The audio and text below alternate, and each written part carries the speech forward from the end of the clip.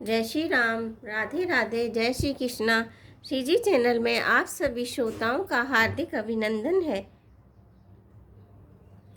कल हमने जाना था कि तीनों रानियां और राजा दशरथ अपने राजकुमारों और ब्याही हुई बहुओं का बहुत अच्छे से स्वागत करते हैं। सब बहुत आनंदित हैं। नगरवासी, गुरु, मुनि, जितने भी लोग थे सभी बहुत आनंदित होते हैं और उनको घर के अंदर लिया जाता है।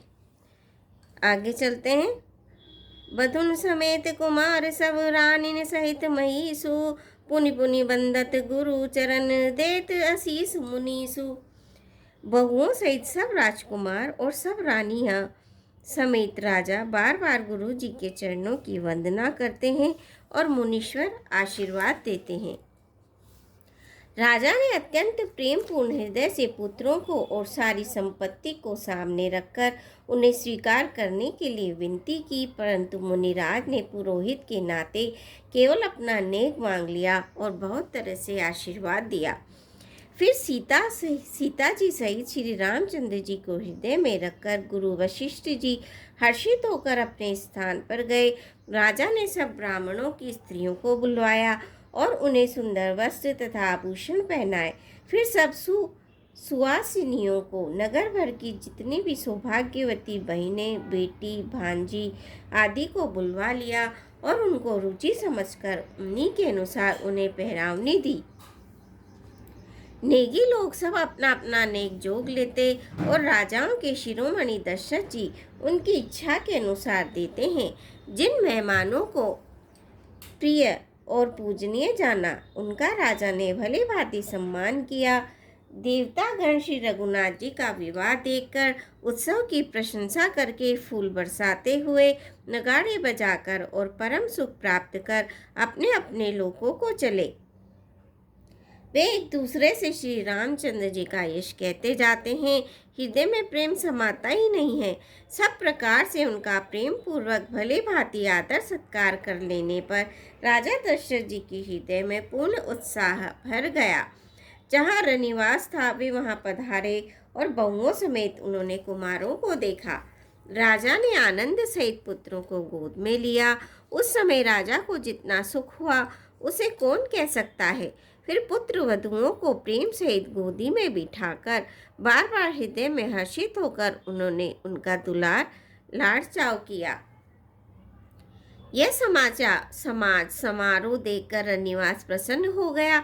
सबके हृदय में आनंद ने निवास कर लिया। तब राजा ने जिस तरह विवाह हुआ था वह सब कहा। उसे सुनकर सब किसी को हर्ष होता है। राजा जनक के गुणशील, महत्व, प्रीति की रीति और सुहावनी संपत्ति का वर्णन राजा ने भाट की तरह बहुत प्रकार से किया। जनक जी की करनी सुनकर सभी रानियां बहुत प्रसन्न हुई। पुत्रों सहित स्नान करके राजा ने ब्राह्मण, गुरु और कुटुंबियों को बुलाकर अनेक प्रकार के भोजन किए। यह सब करते करते 5 घड़ी रात बीत गई। सुंदर स्त्रियां मंगल गान कर रही हैं। वह रात्रि सुख की मूल और मनिहारिणी हो गई। सबने आचमन करके पान खाए। फूलों की माला, सुगंधित द्रव्य आदि से विभूषित होकर सब शोभा से छा गए। श्री रामचंद्र जी को देखकर और आज्ञा पाकर सब सिर नवाकर अपने अपने घर को चले। वहाँ के प्रेम, आनंद, विनोद, महत्व, समय, समाज और मनोहरता को सैकड़ों सरस्वती, शेष, वेद, ब्रह्मा, महादेव जी और गणेश जी भी नहीं कह सकते। फिर भला मैं उसे किस प्रकार से विनती बखान करके कहूँ। कहीं केचुआ भी धरती को सिर पर ले सकता है। राजा ने सबका सब प्रकार से सम्मान करके कोमल वचन कहकर रानियों को बुलाया और कहा, बहुएं अभी बच्ची हैं, पराए घर से आई हैं। इनको इस तरह से रखना जैसे नेत्रों को पलके रखती है। जैसे पलके नेत्रों की सब प्रकार से रक्षा करती है और उन्हें सुख पहुंचाती है, वैसे ही इनको सुख पहुंचाना। लड़के थके हुए नींद के वश हो रहे हैं, इन्हें ले जाकर शयन कराओ। ऐसा कहकर राजा श्री रामचंद्र जी के चरणों में मन लगाकर विश्राम भवन में चले गए। राजा के स्वभाव से ही सुंदर वचन सुनकर मणियों से जड़े सुवर्ण के पलंग बिछावने, गद्दों पर गौ के दूध के फेन के समान सुंदर एवं कोमल अनेकों सफ़ेद चादरें बिछाई। सुंदर तकियों का वर्णन ही नहीं किया जा सकता। मणियों के मंदिर में फूलों की मालाएं और सुगंध द्रव्य सजे हैं।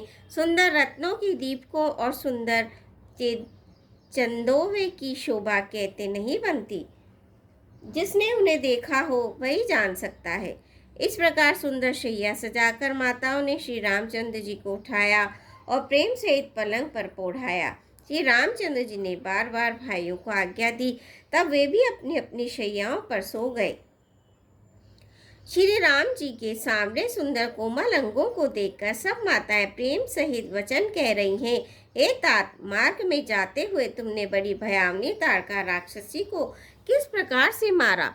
बड़े भयानक राक्षस जो विकट योद्धा थे और जो युद्ध में किसी को कुछ नहीं गिनते थे, उन दुष्ट मारीच और सुबाहु को सहायकों सहित तुमने कैसे मारा।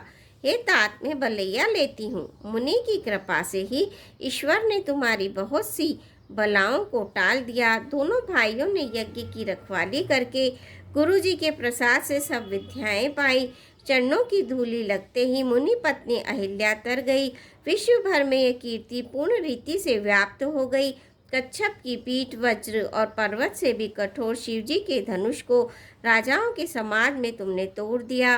विश्व विजय के यश और जानकी जी को पाया और सब भाइयों को ब्याकर घर आए। तुम्हारे सभी कर्म अमानुषनीय मनुष्य की शक्ति से बाहर हैं, जिन्हें केवल विश्वामित्र की कृपा ने सुधारा है, यानी कि संपन्न किया है। हे तात, तुम्हारा चंद्रमुख देखकर आज हमारा जगत में जन्म लेना सफल हुआ। तुमको बिना देखे जो दिन बीते हैं उनको ब्रह्मा गिनती में न लावे, हमारी आयु में शामिल नहीं करें। राम प्रतोषी मातु सब कही विनित बरवेन, सुमिरी शंभु गुरु विप्र पद किए नीद बस नैन। सियापति रामचंद्र की जय, पवन पुत हनुमान की जय। मंगल भवनीय मंगल हारी, दबौ सुदशरथ अजर बिहारी। दीन दयाल विरद संभारी, हरऊ नाथ मम संकट भारी। श्रोताओं, आज के लिए इतना ही। कल आपसे फिर भेंट होगी। आप मेरे चैनल को सब्सक्राइब कीजिए, वीडियो को लाइक और शेयर कीजिए। धन्यवाद।